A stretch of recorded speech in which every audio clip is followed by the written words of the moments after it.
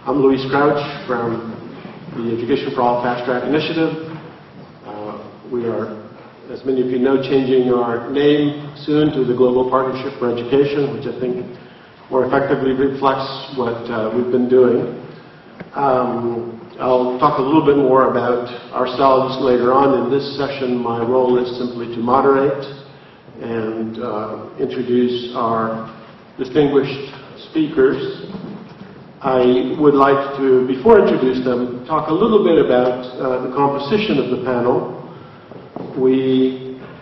It's a somewhat engineered panel in the sense that we've got countries that in some respect are further along the track of doing something large-scale, national scale on literacy, such as Nicaragua, which started a little bit earlier than Liberia, but Liberia as well, which has serious randomized trials and is going to scale.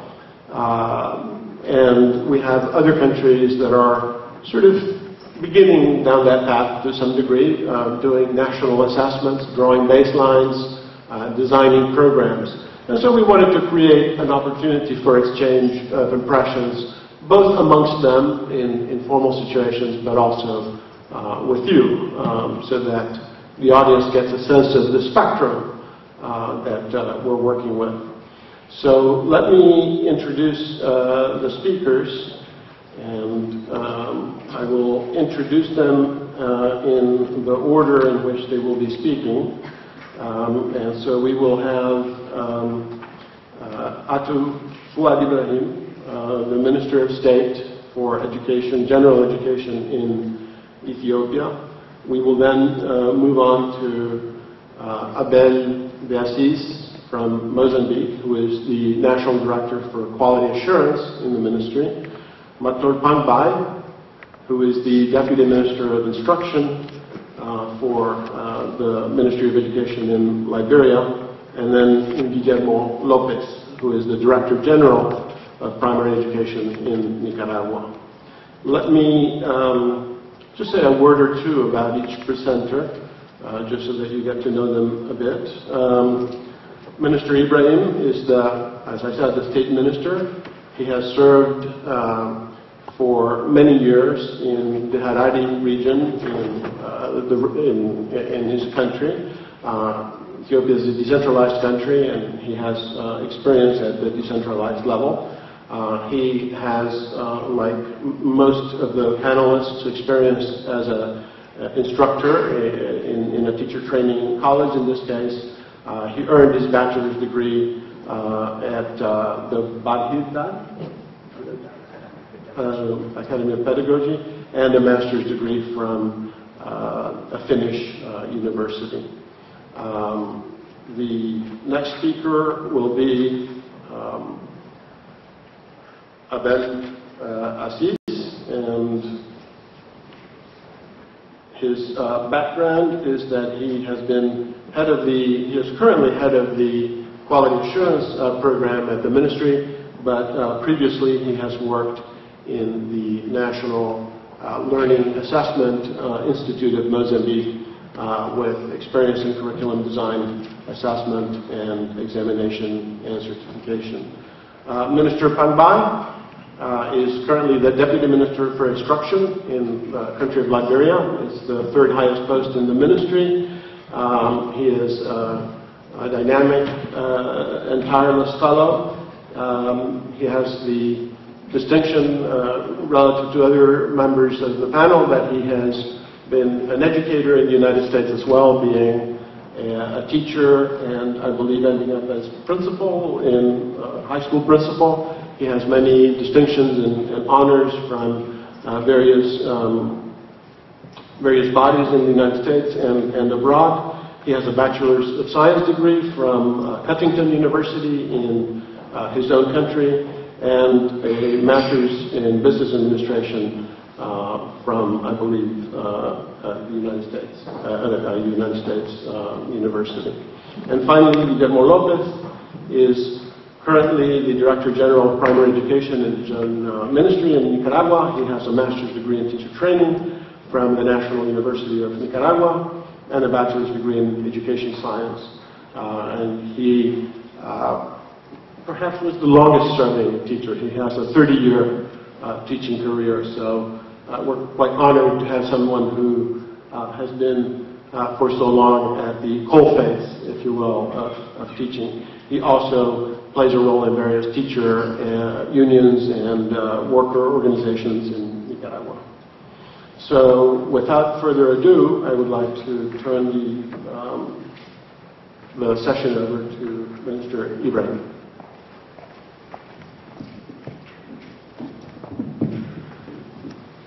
Good morning.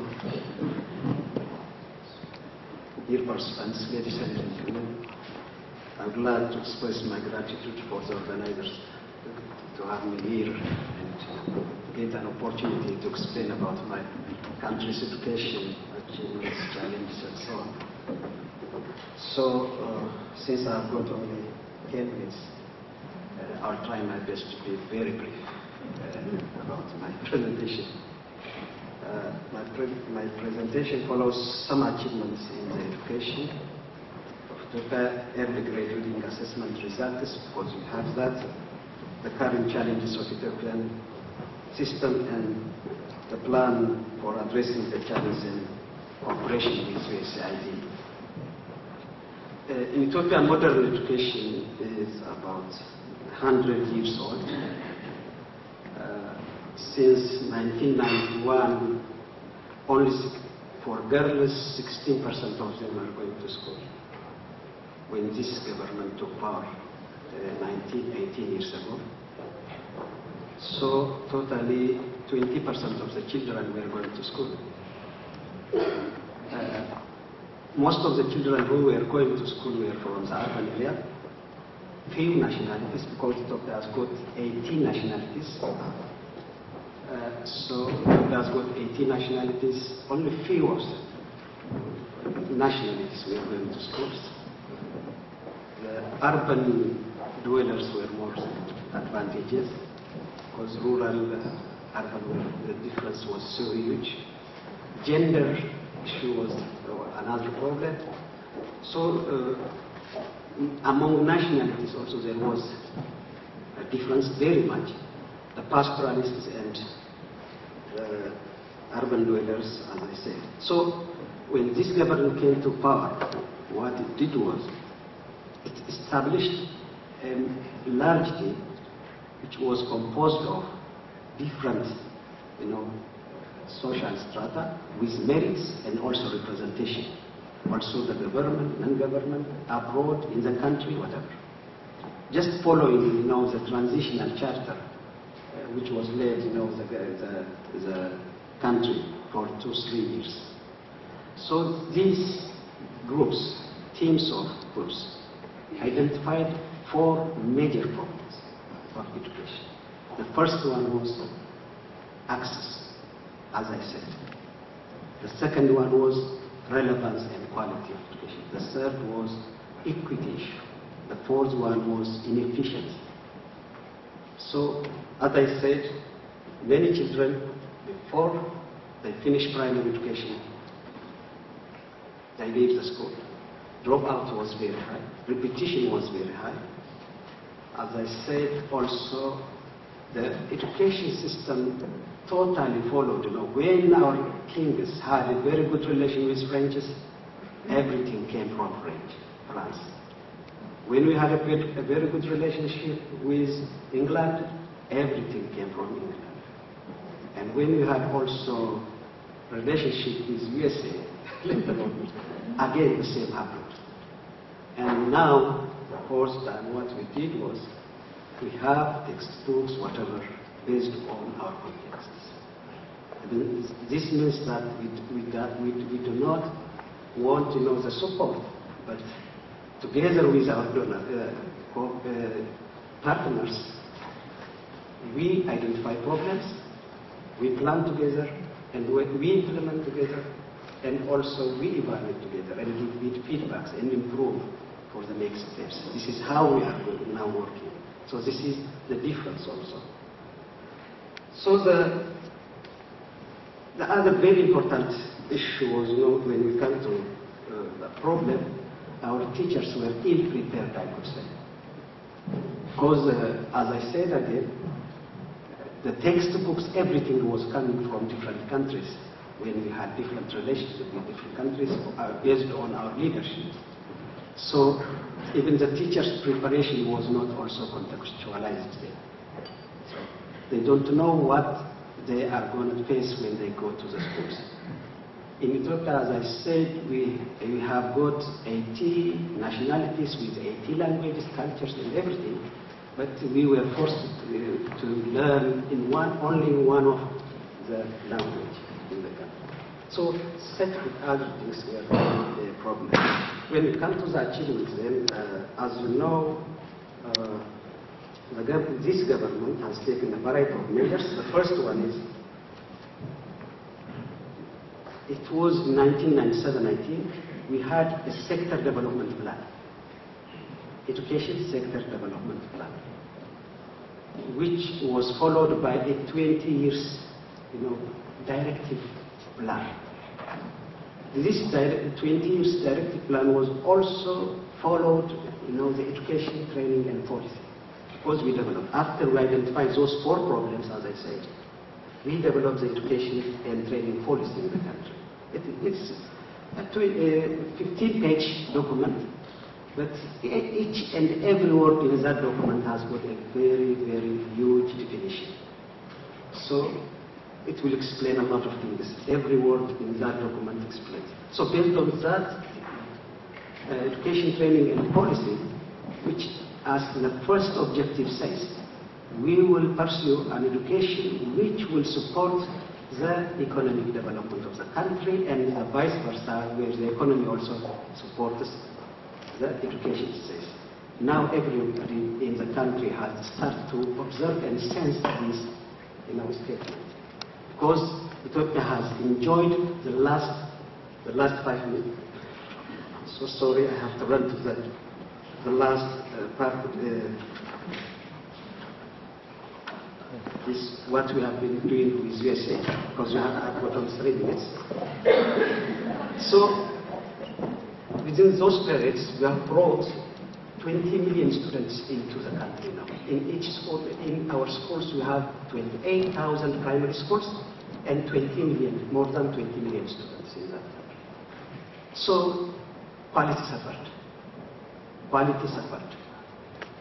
It is good to bring children to the school, but we need to provide them quality education, better education. So last year we conducted a study, EGRA study, with 8 languages, 6 languages in 8 regions, but the result is shocking. So everybody was thinking we were doing fine, but it was not. So now we have developed a plan with USA. The curriculum, entire curriculum will be now changed. The syllabus, MLC, and everything, the curriculum, basic material. Then we are going to develop the textbooks. And then, based on these textbooks, we are going to train our teachers. Again, we will check, we will conduct another program, and we will see against those MLCs we develop. And finally, through these processes, we'll see. And on October, we will have an English EGRA and also EGMA maths test. We have National Learning Assessment Center, and they will conduct it. And for grade 4, 8, 10, and 12, we do, by every 2 years, we do national assessment. So through this process, we are going to find out. But the principle we follow is that, education is the instrument to maintain development, and development gets human resource development. So we will, through better education, quality education, that we can maintain this. Thank you so very much.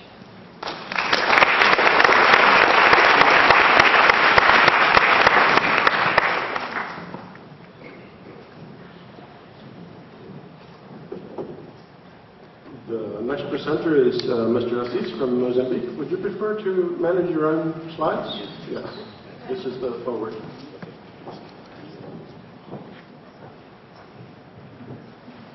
Good morning, everyone. I want want to salute you all for this, the International Leaders Day that we commemorate today, and to thank the organizer of this event. And my official language is Portuguese, but I will try to do my best to present in English. My presentation will have three main parts, which is the context, the progress, and some challenges. In Mozambique context, we believe that education is a key to combating poverty and increase economic development. And the priority is the basic education, which comprises 7 years of primary education. Here we bring some progress, increased from 1992 when the end of the war. So we can see the expansion at primary education in general in all the system. And we have also increased the equity and quality, special in gender in primary and secondary education. And although we have a high pupil-teacher ratio.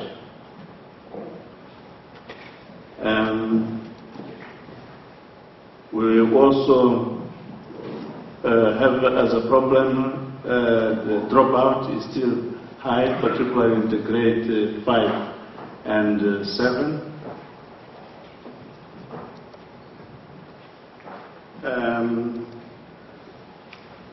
Related to the quality issue, we are trying to implement different programs to measure the quality of education. So there are some actions at the national level. We have different institutions from the government, Indian, and also from the civil society who are taking some measure to measure the learning of the children. So we can give here some examples. And we also participate in the regional initiative which we call SACMEC, which comprises 14 countries in the Southern Africa region of 15 ministers of education in grade 6 in languages, maths, and the third one is also HAP. Here we bring one of the starters taken this year. The purpose is to make a baseline in the north of the Mozambique, Cabo Delgado, and there's some question of this starter. They were selected some indicators, and the major findings, we can see that is we spend little time on task, and there are different factors. The school year starts later, some lessons starting also later, absenteeism for the teachers and students due to different reasons, attending official visits and public events are of some of the factors that contributed to the problems that we have in the schools. Also, the time spent in the classroom is ineffective in terms that the students are not on task. From the SACMEC, we participated in 2007 in the assessment, and we have the results from the reading. So the scale comprises 8 levels, from the lower to higher level of skills. So we can see here in general and per province that our students have some difficulties at higher levels skills in reading. Also in maths we have some problems that differ from provinces. In summary, we can say that Mozambique is still a long way to meeting the Millennium Development Goals. For us, our challenge is access, retention, and conclusion of the 7 years of education with the relevant competencies. To deal with these problems, we were focusing on the read and write in the first grades, and that's why we're trying to improve some areas. One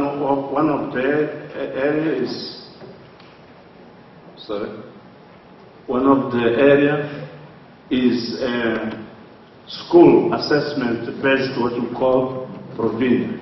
It's just diagnostic tests to make the teacher aware of what are the students learning. The second one, we will use the national assessment in reading and maths. The third one will continue to use the SACMAC assessment, and to deal with the quality issue, we also focus on measuring outcomes, which implies to define norms and standards, to train people to use the instruments, to train the head teachers, and to identify the progress in our education system. So those are the challenges that we have to deal with the quality of education in Mozambique. Thank you very much.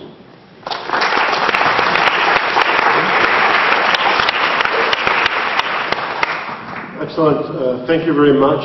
And I hope you're all taking notes, because we're being exposed to some very, in my view, brilliant insights and suggestions on which you may have questions later. But thank you so much to the presenters so far, and over to you, Mator.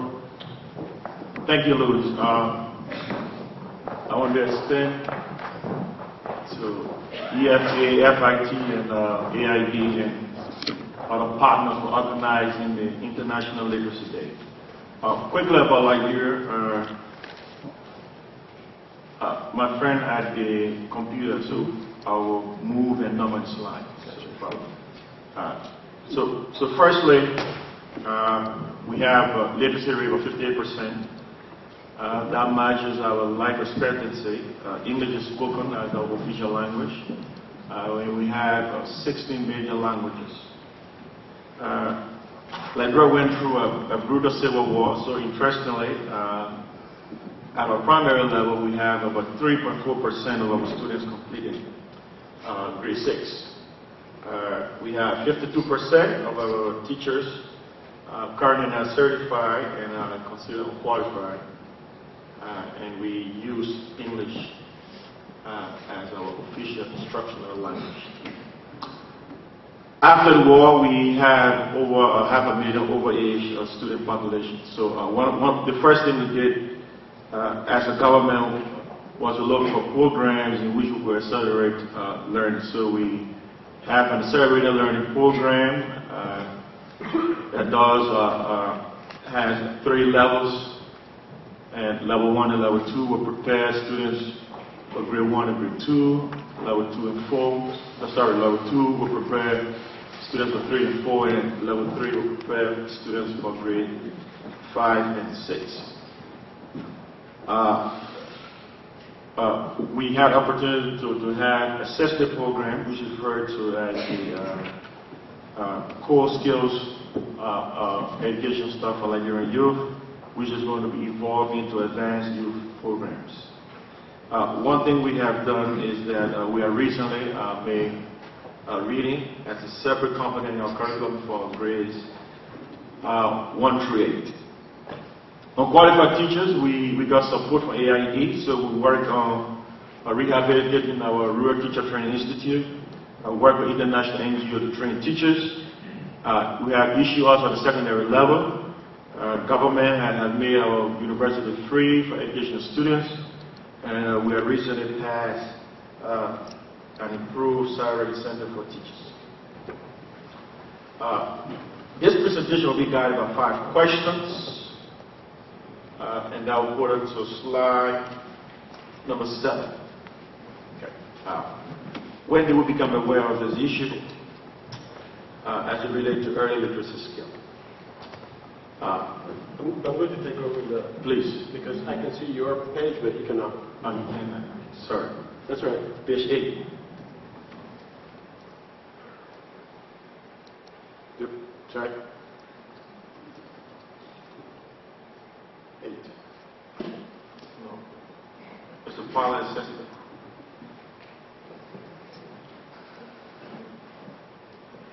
Yes. In 2008, we ran a pilot assessment with support from the World Bank. And primarily, we're looking at 2 grades, grades 2 and grade 3. As you will see, we had 34% of our students couldn't read 1 word, and we have the average number of words read was 19.6. So what do we do with the decimal reading performance of our students? Internationally, it's required to have a goal of 45 words being read per minute, but our goal in Liberia is to go to 60. So with the pilot done, there were 5 core questions that had to be answered. So on page 10. The reading intervention were done with the ministry, Liberian educators, and we're looking at baseline over-reading assessment data. Our approach was experimental, and we're looking at going into schools, and we're using a coaching component, and we require May and final term assessment. With the intervention, we had 66 schools in 7 counties and in 15 school districts. In Liberia, we have 15 counties and we have 100 school districts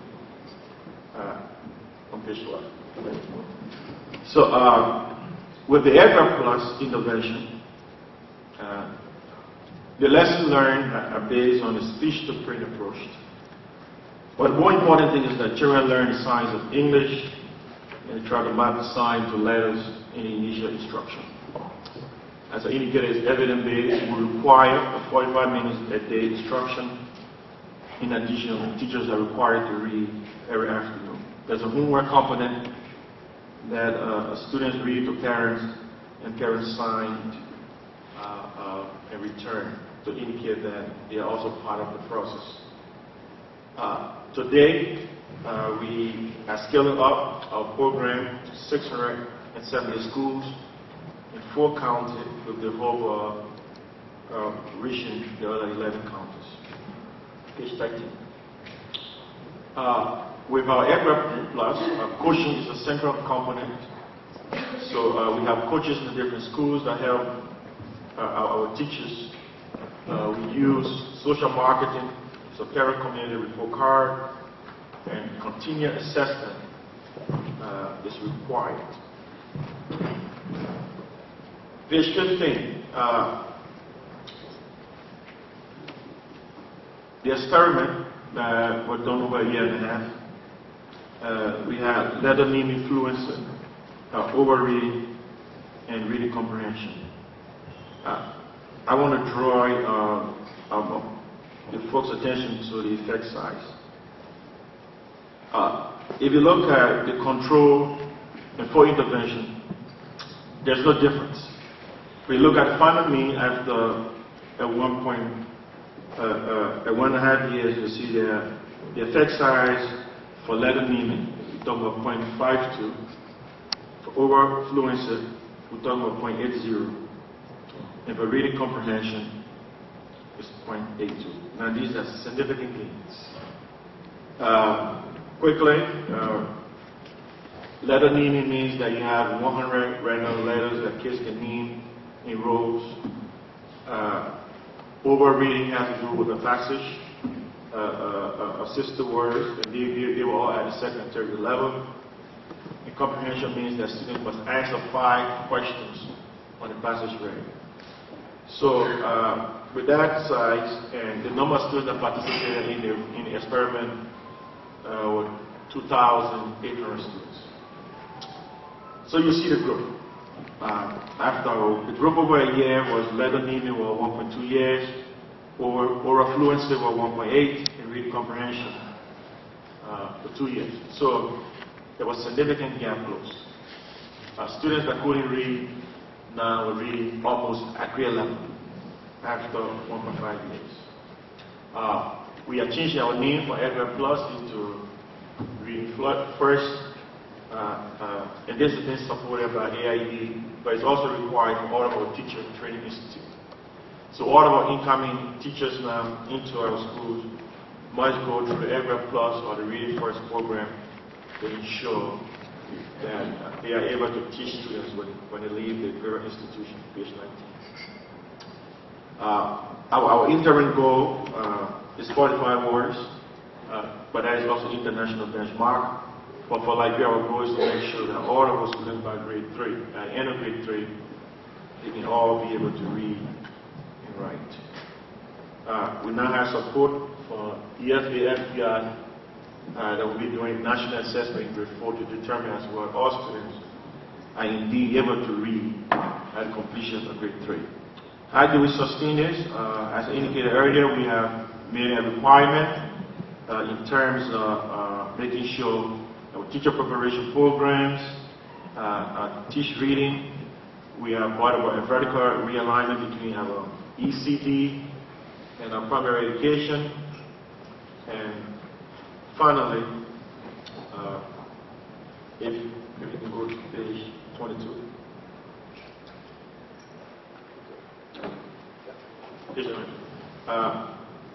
The important thing is that we are bridging language between pre-primary instruction into English, and we have local partnerships. Finally, page 24,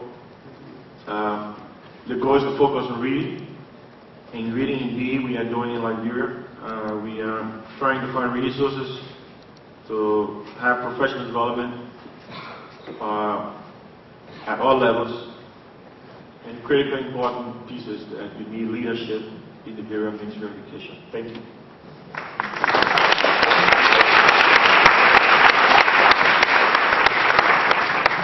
And last but not least, because in a way it's the country that's sort of moved ahead the fastest or the furthest, Nicaragua.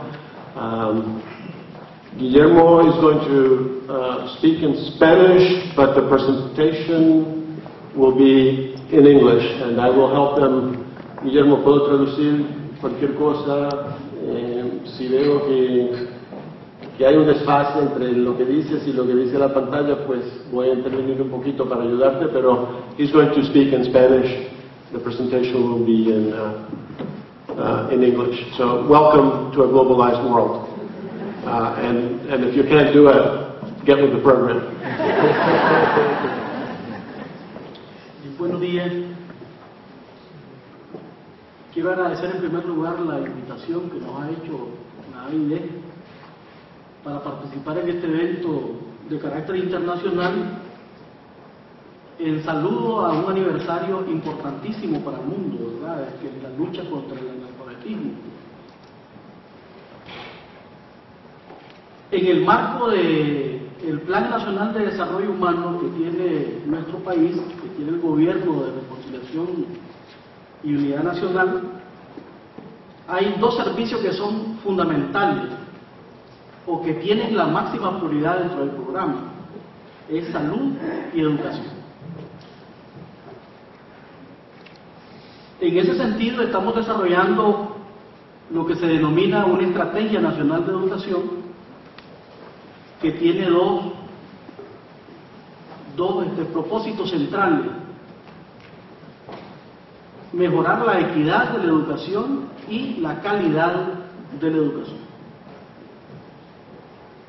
Tiene en el marco de la equidad el rescate del derecho a la educación como un derecho humano fundamental. La educación es factor fundamental de desarrollo, es pieza vital del desarrollo de los demás derechos del ser humano, y para nosotros es clave para atacar el tema de la pobreza. Es una variable fundamental para enfrentar el tema de la pobreza y el desarrollo de la conciencia del pueblo nicaragüense. En materia de calidad, estamos en un proceso de transformación curricular que estamos culminando, y en ese marco estamos desarrollando una serie de estrategias e iniciativas que propugnan por la calidad de la educación. Están los TEPSE, que son los talleres de evaluación, programación y capacitación educativa, que reúne a los maestros mensualmente para analizar el currículum que desarrollan y además para intercapacitarse. Sorry, just a quick note, that's on the quality side, because it's acronyms, those are teacher training programs where teachers are encouraged to analyze the curriculum rather than just sort of receive, so they think about the curriculum that they're imparting.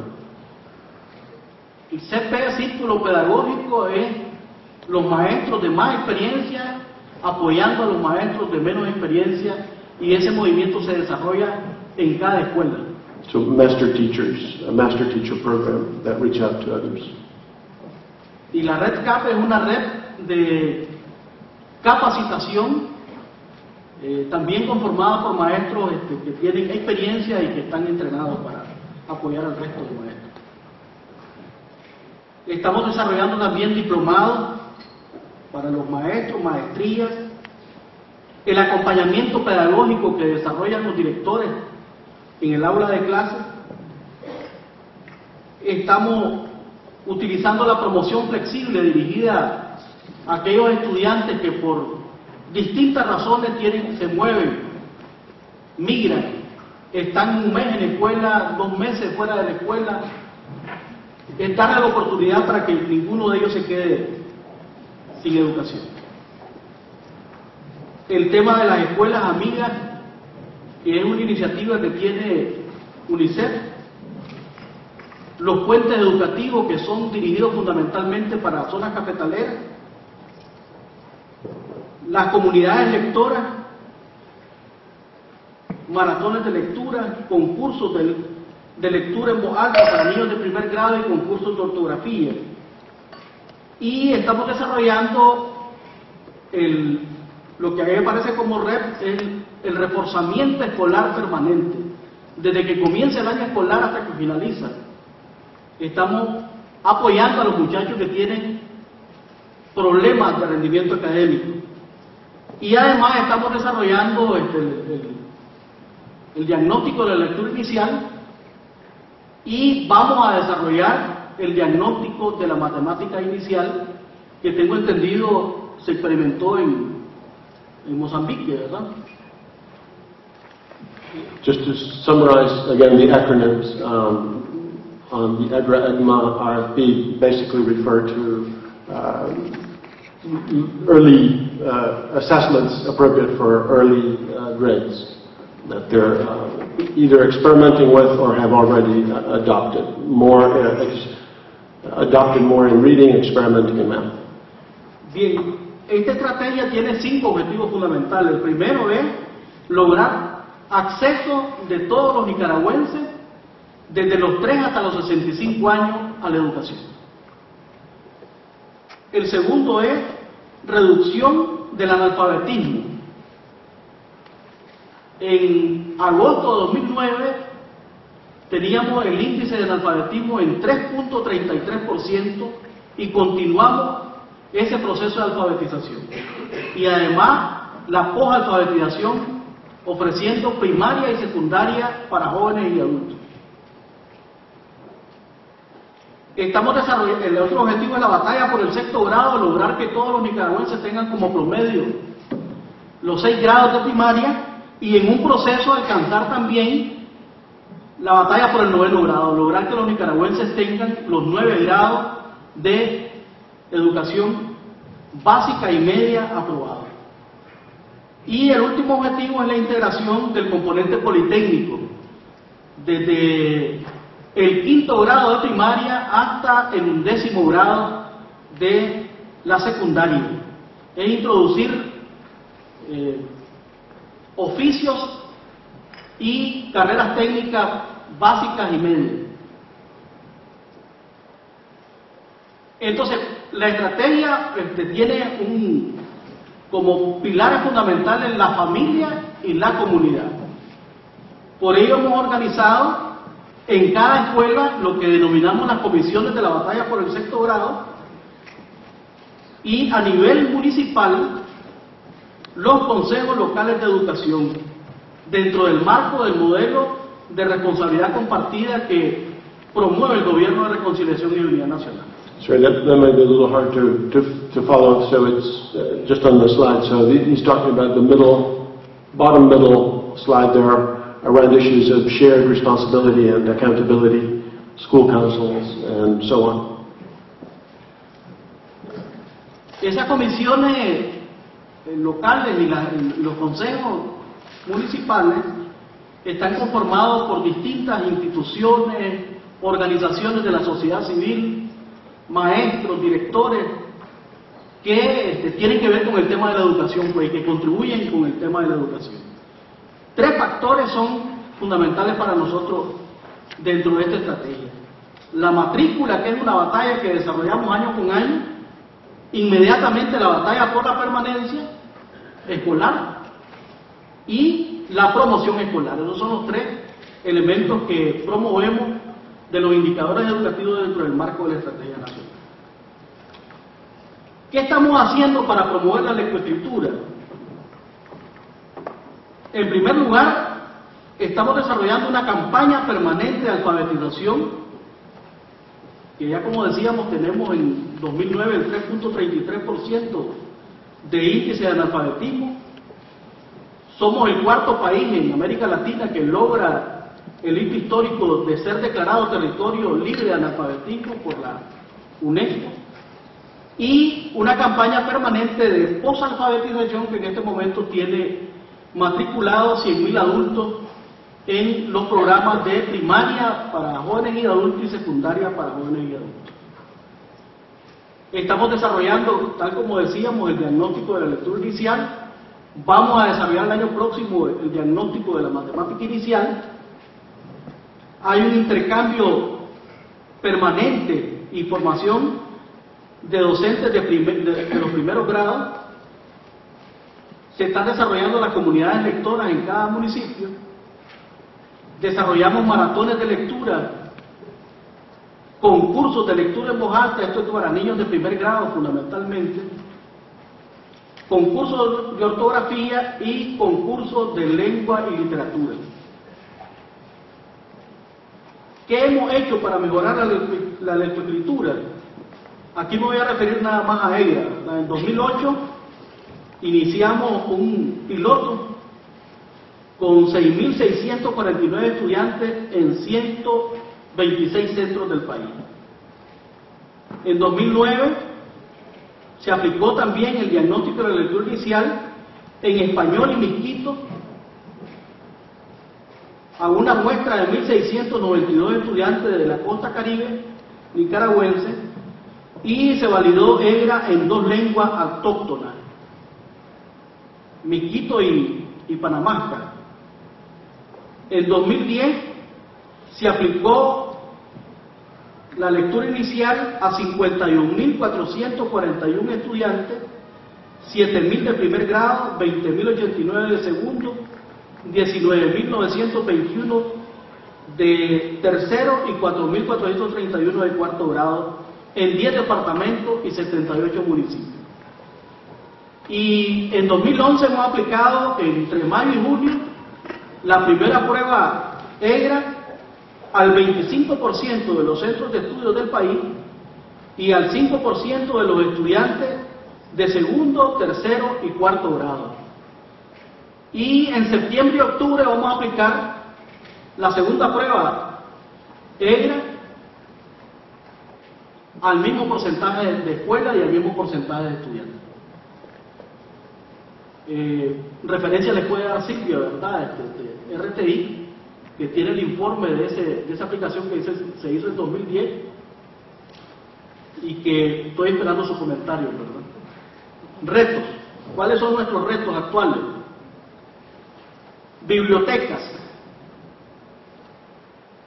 Es vital, ¿verdad?, para crear ambientes lectores, crear medios donde los niños puedan ampliar sus horizontes en la lectoescritura. Es vital la biblioteca, no solamente el libro de texto, sino también que puedan contar con otros medios. Campañas en distintos medios de comunicación de la lectoescritura, promoción de la lectoescritura, ¿verdad? Y cada escuela que se convierta en una escuela promotora de la lectoescritura. Ya termino, ya voy a finalizar.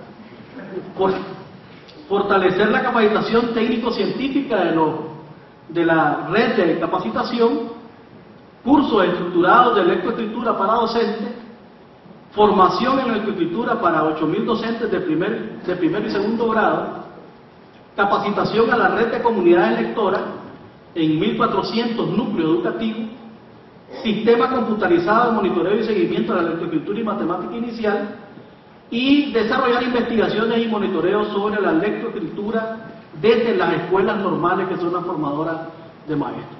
Muchísimas gracias.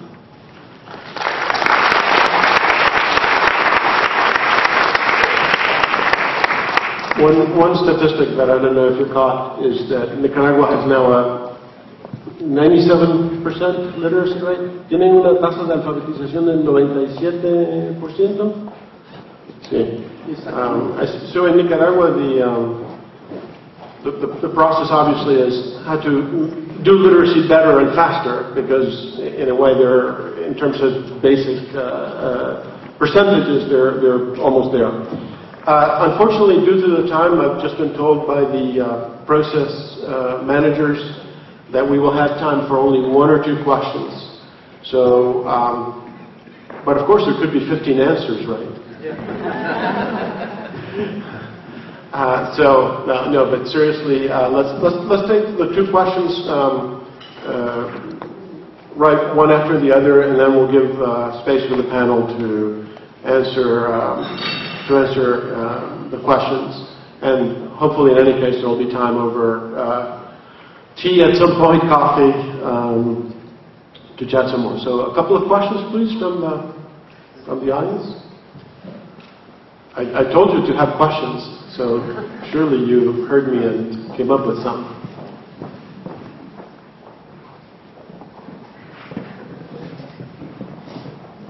Good morning. Thank you for your presentation. My name is Annie Duguay. I'm from the Center for Applied Linguistics, and I'm wondering about, maybe some of you touched upon it, but I'm wondering about first language use in your literacy program. Second question? Nobody else? One over there. She had her hand up first, so let's go to her first. Hello, I'm Jenny Spratt from Research Triangle Institute. I would suspect that in many of these countries there is a dearth of reading materials for children, and I would like to hear a little bit more about what I noticed Nicaragua mentioned libraries. Maybe you said more, but I wouldn't know. What your countries may be doing to develop age-appropriate reading materials. And perhaps private sector involvement in that work. Okay, so you heard the two questions. Home language issues, how are you approaching that? And the issue of high quality and appropriate reading materials. Are we going to... One more. One more? If they can weave it in. My name is Meg Gardenier. I'm a researcher at the Woodrow Wilson Center right now. My question is whether or not you've had the opportunity to hear from the teachers about how some of these policies are trickling down and what are some of the constraints and enabling factors that they face in the school. Okay, so if I could ask all panelists to contribute fairly quickly to any of the three questions. You don't have to take all three, just take the ones that you feel are most pertinent. And why don't we do it in linear order from here to there? Can I speak in Portuguese? Yeah, okay, thank you. Em Moçambique, na questão da língua, nós temos a língua oficial de ensino é a língua portuguesa, mas pelo fato de se constatar que é um obstáculo no processo de aprendizagem que explica em parte o baixo desempenho dos alunos, Moçambique adotou o ensino bilíngue. Começamos em 2004 na perspectiva de estendê-lo, porque traz bons resultados. Mas o desafio, de novo, é preparar os professores para garantir o ensino aprendizagem. Agora, para a questão dos professores, eu penso que a questão da qualidade do ensino é fundamental. E por isso mesmo é que Moçambique insiste numa avaliação centrada na escola, que permita aos professores, no dia a dia, avaliar aquilo que as crianças estão a aprender, para a partir daí identificar onde estão as dificuldades e o que fazer com essas dificuldades. Este é o grande desafio, mas sem dúvida que o professor é parte fundamental, portanto, da melhoria da leitura. Obrigado. Okay, just a quick translation is that yes, they are indeed paying attention to the home language issue. They have had several pilots and the results have been good, and they are, while not yet at the stage of going to national scale, they are beyond the pilot stage. So they're in a kind of intermediate between pilot and full scale. They agree fully with the importance. In fact, their analyses show that that's one of the reasons for early failure is the lack of home language instruction. The challenges remain to prepare the teachers and also to adjust the assessment tools for a variety of languages and to improve the use of assessment in non-Portuguese languages. I think I got that right. You can, I think you borrowed that one. Yeah. Okay, just to reflect, the first language used in Ethiopia as a medium of instruction is about 24. Okay, in Ethiopia, as you know, we have a very clear language policy in our education training and policy. It's very much education and training policy. It's very much stated that primary school has to be used as a medium of instruction as a mother tongue. But in most cases, grade 1 to 4 for 3 regions, Ethiopia is also a federal state. And each state is independent, it has got its own constitution. So education is a responsibility task of these regions, states. So far we have reached 24 languages. But as my colleague said, using mother tongue as a first language is very good. But if we are not administer it pedagogically, linguistically, and also psychologically very properly, then it's a problem. This is what EGRA showed us. So we have to work on that. So we have already developed an intervention. English we start from grade 1 as a subject, but for most regions from grade 7 onwards, English is becoming the medium of instruction. But according to the policy, every region has to start English as a medium of instruction from grade 9 onwards. This is secondary in our case. The other one is appropriate reading materials. Yes, we do develop that, but formerly we do develop within our own expertise, within our own regions, but now with the GEQUIP, General Education Quality Improvement Program, which is a very comprehensive package. It's a package to bring about quality of education, and it has got 6 programs. Then these programs, this package is designed in such a way that each program has an impact, as well as also, in a combination it has an impact. This includes leadership in school, from the ministry level to school, leadership, very important. The teachers, the curriculum, the school improvement program, where it makes a center the results, the achievement of students, and also the ethical aspect of it. Civic education, because it applies, very, 80 languages, 80 nationalities, and so on. So we need to bring all these people on board together. So we have civic and ethical education, which has got 12, values in which everybody exerts efforts in making a difference. The other one is ICT, Information Communication Technology, as a subject in schools, as well as also using this ICT as a tool to render quality education. So these are the 6 programs which are considered as a package, which is supported by World Bank, definitely. USAID also, USAID every others, because they have stakes. USAID is working with 3,000 schools, some 3,000 schools, so the same program, but in some 3,000 schools, and so on. So these are the issues. But as far as teachers are concerned, as it has been raised, it's a problem. As I said, it is ill-prepared. The problem is, especially when we are concerned with literacy. I usually travel to different parts of the country. When I travel, I go to schools and I observe classes. I discuss with students, with teachers, everyone. Even in math classroom, when I go there, and it's grade 7 and it's grade 6, first I ask children to read, and then to explain me what is said, before I ask them, to compute. So there are problems.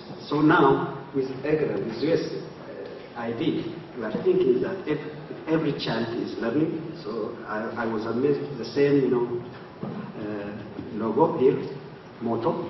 So every child is learning. At the same time, also every teacher has to teach reading and writing. Within his context, So we have now to learn.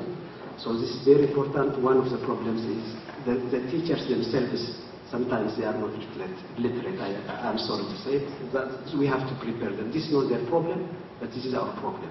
The training of our teachers, the system in which we are training. We have one of the teacher development program explains very well different sub-programs, about 6 sub-programs, updatings, upgradings, whatsoever.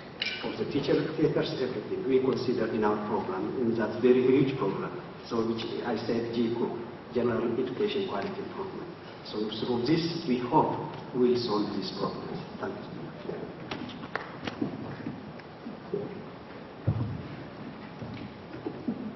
Thank you for your question. For us in Nigeria, our official language for instruction is English.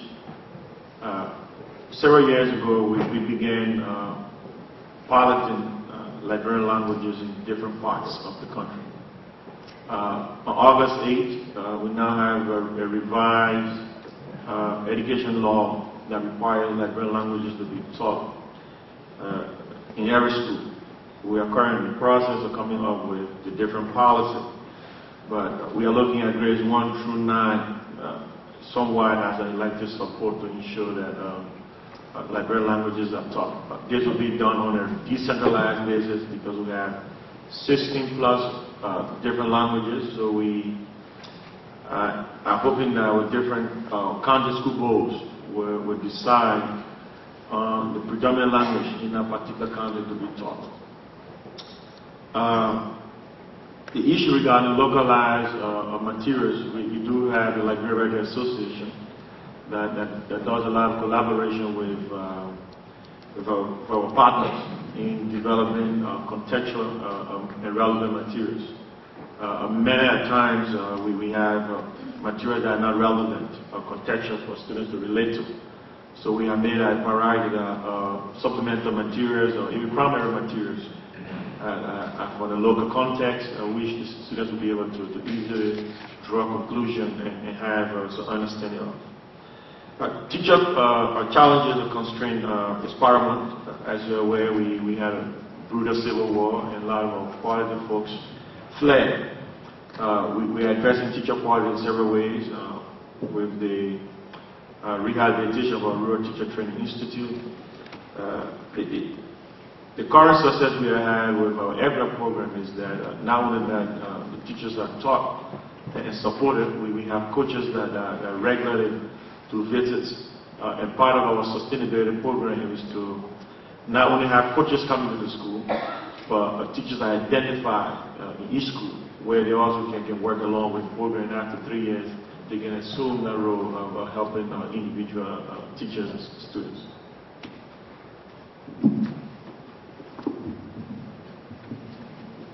Professor Lopez will answer in Spanish and I'll make a quick translation. Bien, en cuanto a la primera pregunta, nosotros tenemos lo que denominamos el Sistema Educativo Autonómico Regional de la Costa Atlántica, que es una dirección general que tenemos en el Ministerio de Educación Pública. Eso asegura que se respeten las lenguas que se hablan en la costa caribe, que fundamentalmente son miquito, tuasca, panamasca, creole o inglés criollo y español. Se está trabajando una transformación curricular que está también trabajando los materiales, los textos de estudio en las lenguas maternas. Y también en las escuelas normales se está formando a los maestros con la integración de estos idiomas en su formación general. Sobre la lectura, estamos trabajando libros de texto. Ya hay libros de texto, se reprodujeron 3 millones de libros de texto para todos los niños nicaragüenses que se distribuyen de manera gratuita, y se han reproducido una serie de materiales que van dirigidos a los niños, pues, fundamentalmente sobre textos de Rubén Darío y otros materiales. En cuanto a cómo logramos que los maestros acepten las políticas, integrándolos. Este proceso de transformación tuvo una característica fundamental. Fue eminentemente participativo. Participaron los maestros y todos los sectores de la sociedad nicaragüense en ese proceso de transformación, y reflexionando con los maestros, discutiendo con los maestros la temática de la transformación, la necesidad del cambio para mejorar la equidad y la calidad de la educación nicaragüense.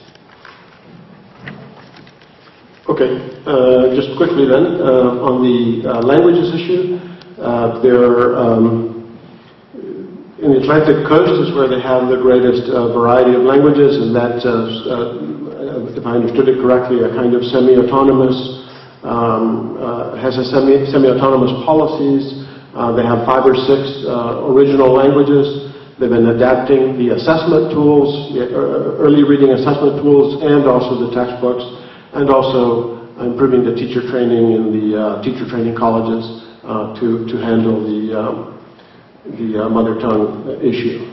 On the textbooks, they have a massive textbook program, free distribution, but aside from textbooks, they've also been working on I don't know what, sort of fun reading materials that are not instructionally based, such as reproducing a lot of the poetry of Nicaragua's national poet, actually an important poet in the whole Hispanic world. So that kind of thing. And in terms of the teacher integration into the new policies, his sort of rhetorical question is, how do we get the teachers to accept the policies? And his response was, well, they co-develop them. So the teachers have been integrated into the development of a lot of these policies, a lot of dialogue, a lot of consultation. I imagine it's time-consuming, but I'm sure it pays off. So, thank you to the panelists. I think there are some very clear lessons that emerge out of this. We will make sure to come back to them during the following sessions so that a set of themes clearly emerges throughout the day. Thank you very much.